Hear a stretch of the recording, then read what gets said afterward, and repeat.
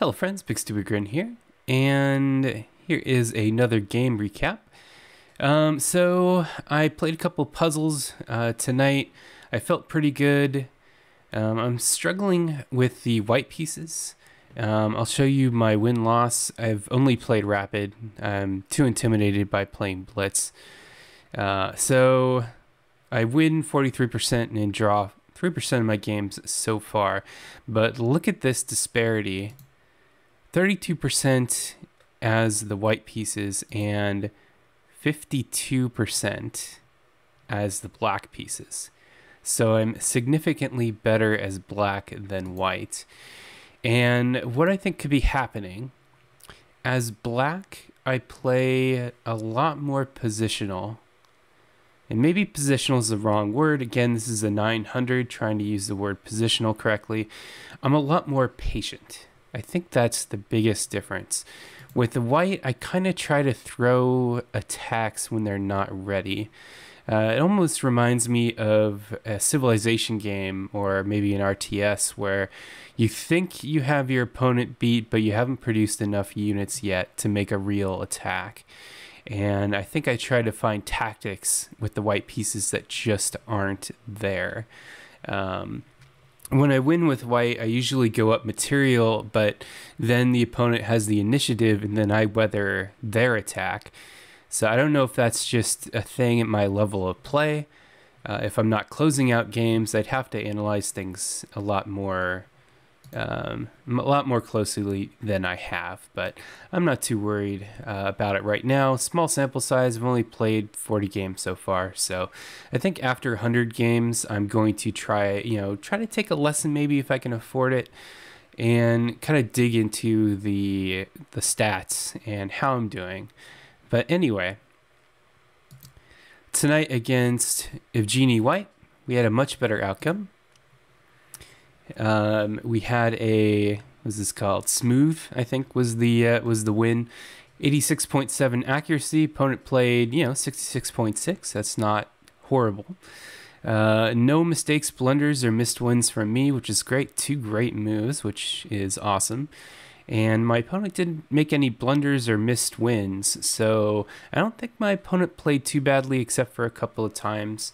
Let's go ahead and jump into it. So we have e4, knight f6, the Alekhine. That is my opening repertoire. I probably said before, I'm trying knight f6 against virtually everything, whether that be the English, e4, d4, anything weird that I don't see. I've checked it in the analysis and it doesn't seem to be horrible. Now white is up. It would be a lot, the engine, whatever, it's move 2 or move 1 here, but e4 obviously is a little more solid. But anyway, so we have the Alekhine, which is, if you look at Explorer here, a very uncommon response to e5. 29,000 versus 607,000 for the Scandinavian. And my opponent responds the same way all my other opponents have responded except one against the Alekhine, I think. And that is with knight c3. And you can see the bar kind of did some jumping jacks there, and I'm already ahead at this point. It's more like equalize, which is pretty good this early into the game for the black pieces. So this move is okay. Why is it bad, I think? And why is it played even? And looking at the Explorer here, knight c3 is the second most popular move, but it's only 4,700 responses versus 23,000 towards the main line, which is pushing the knight away. And this move looks a little bit scary, I think, because you've kind of overextended your pawn. But at the same time, I'm going to have to spend tempo. The black player has to spend tempo moving this horse out of the way.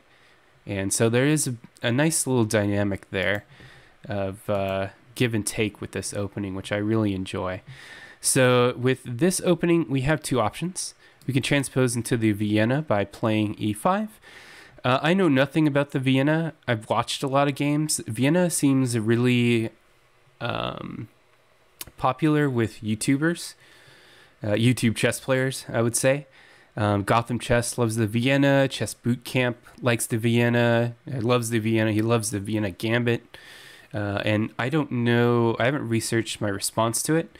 And I probably won't for a while because I'm really comfortable with the D5. So again, tagging along with the Explorer real fast here. Got nice E3. And then we have, actually E5 is the Vienna. Yeah, the Vienna here. The D5 Scandinavians about played half as much. And then I haven't really, those other moves, D6, Knight C6, they all transpose into different things. And, but anyway, Scandinavian. So normally we exchange or we push the pawn as white. Let's go to hop into the review here. And this is our last book move. So let me go back here. Opponent decides to go D3 instead of the other two options, push or accept the exchange, which is interesting. As you can see, the eval bar didn't like it, but it was called, it's a book move. And again, early in the game with, average players, anything can happen, of course.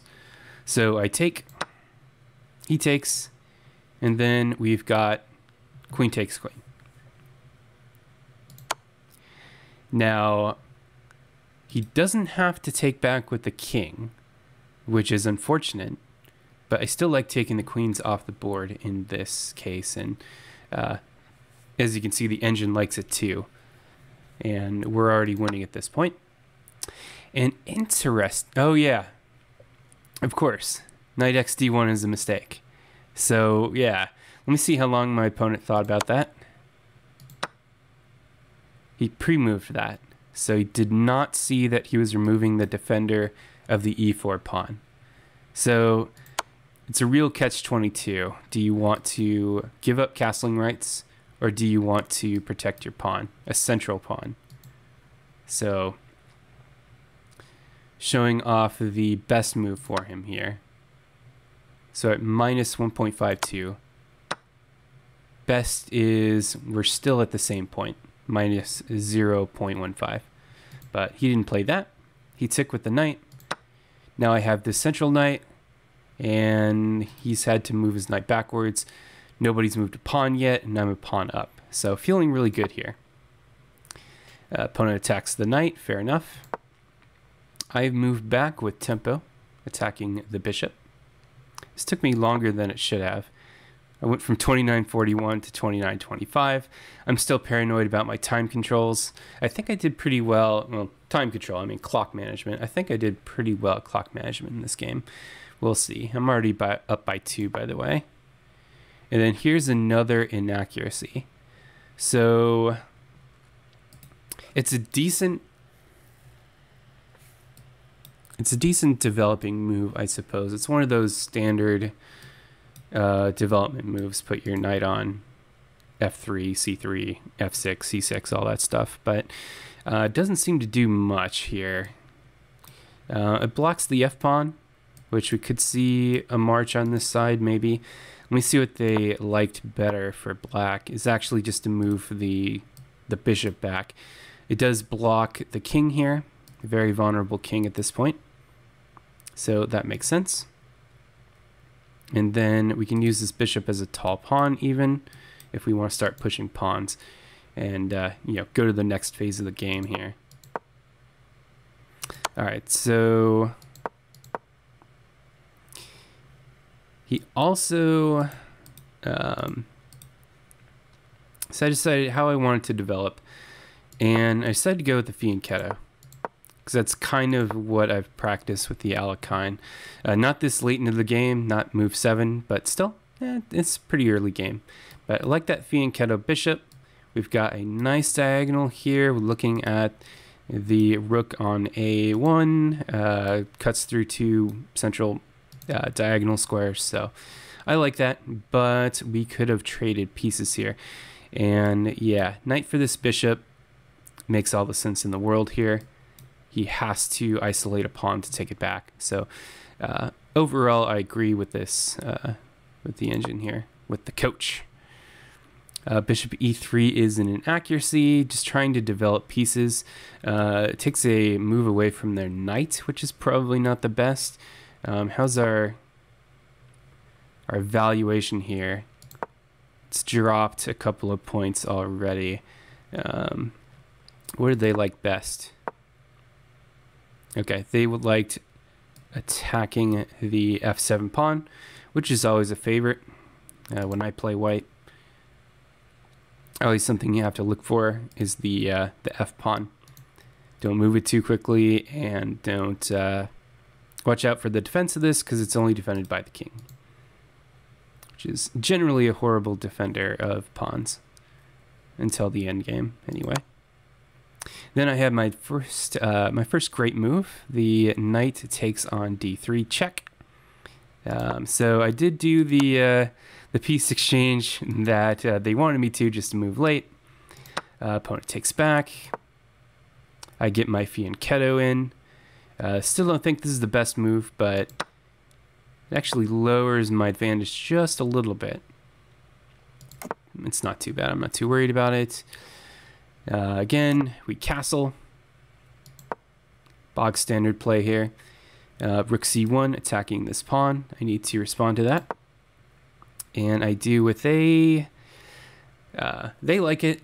Sensible defensive move. I was a little bit torn on knight a6 because as a beginning player, but not beginning player, mediocre middling player, I don't know what you want to class me, but knights on the rim are grim. That's one of the first kind of suggestions or principles. But in this case, it's kind of the only way to defend this pawn other than moving it up. And I'm always worried about moving these side pawns a little bit. At least it's the queen side, not the king side. What did they like better here? They actually liked moving the pawn by a decent amount. But I kind of like developing my knight a little bit. And I can move up here as well. Now we have bishop d4, and I think this was my next think of the game. Yeah, this took me a couple of minutes to decide how I wanted to deal with this, because he's taking a okay bishop, I guess. Their bishop has nice long diagonals, so I wouldn't call it a bad bishop. But trying to trade for my fianchetto bishop, which is annoying because I made 2 moves to develop this, and you know, it's king safety, all of that sort of thing. So did I want to capture back, or did I want to the move I played, which is letting them capture and then moving the king up?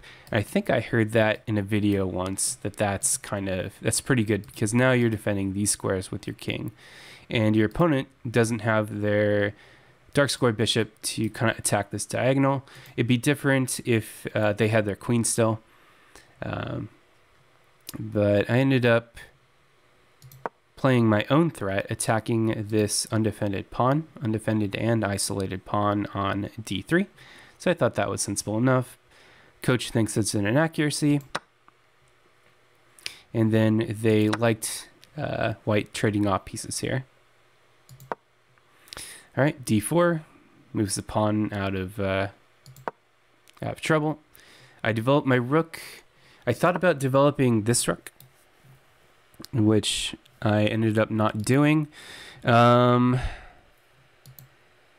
just played this game and I kind of forgot why I chose to do this rook over that rook. I guess this rook is kind of defending these pieces, these pawns rather. And our king is pretty safe at this point. Let me check just the difference between moves here. 3.48. And, oh, this is a mistake at the very least. Let's see what they think about it here. Oh, no, they think it's... Oh, that's interesting. They think it's excellent, but look at the evaluation drop. It's funny. Let's go back to the review. All right, so rook fd8. And this allows a fork, which I spotted pretty soon. Again, I'm still learning to trust myself on tactics because I tend to either miss them or try to force them, especially trying to play with the white pieces. And I think chess at the beginning level, and even maybe the more advanced levels, is okay, how is evaluating how strong your opponent's attack is versus should I defend or should I make my own attack? And at this point, I decided to attack. Trust in the fork anyway. So opponent moves the rook e1. Let's see what they should have done. Probably defend this way, because this is just a clean win of material. So I assume b3 is the play, but let's see what they think. No, they just wanted to move away. So it's, instead of a clean rook kill here, I have to exchange a bishop for a rook, which is still pretty good. But in the game, I found my second great move. We're down to minus 0.8. Now it's just the point of don't screw it up. Barely moved my pawns, so maybe that would be a game plan later. Opponent takes the rook. He gave that up by doing that fork. And then we offer equal material trade. I'm up 5 at this point, so that is exactly what you should be doing. And then the opponent just wandered into this rook capture. And that was the end of the game. So yeah, I have to win these games, you know? I got my advantage and I didn't give it up. And I think that's really important for growth. But it's something I need to learn how to do with the white pieces. But if you haven't played the Alekhine before, especially at lower levels like this, it's a lot of fun. I don't think players trust e5, even though it's totally the correct move here. Again, it's not, you know, I move the knight around, and then you could, you know, block it off again. We could do like the chase variation here. That one valuation doesn't like too much because look at that pawn structure. Look at that beautiful pawn structure. But something like this. Let's see here. I think d4 is the play. Let me remember my Alekhine theory here. Okay, knight f6. e5, knight d5, yeah, d4, d6. Okay, you get this little triangle of pawns, and that's kind of what the position is supposed to look like. The other thing you can do is just throw 4 pawns into the game, but at my level, they play the Scandinavian or Vienna game, and that leads to pretty comfortable positions for black. So bigstupidgrin, and until next time, have a good one.